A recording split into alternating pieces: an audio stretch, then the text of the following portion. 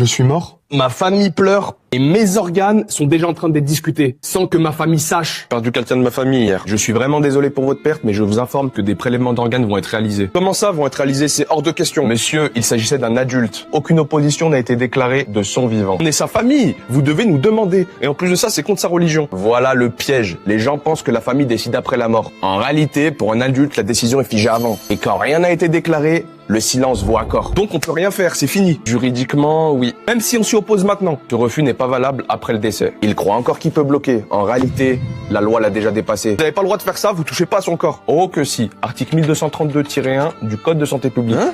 Ça veut dire quoi? Pour un adulte, sans refus déclaré de son vivant, vous ne pouvez rien faire et le prélèvement est légal. Si c'était un enfant, un mineur, c'est pas pareil. Les parents décident dans l'immédiat. Comme je vous l'ai dit, pour un adulte, tout se joue avant la mort. Il y a deux types de personnes. Celles qui découvrent la loi dans un couloir d'hôpital et celles qui ont agi avant d'y mettre les pieds. Putain, si j'avais su! Si t'étais abonné à Vocast, tu serais pas fait avoir comme un dindon. Pour agir maintenant, registre-don-organe.fr. Faites-le maintenant, surtout pour les personnes religieuses.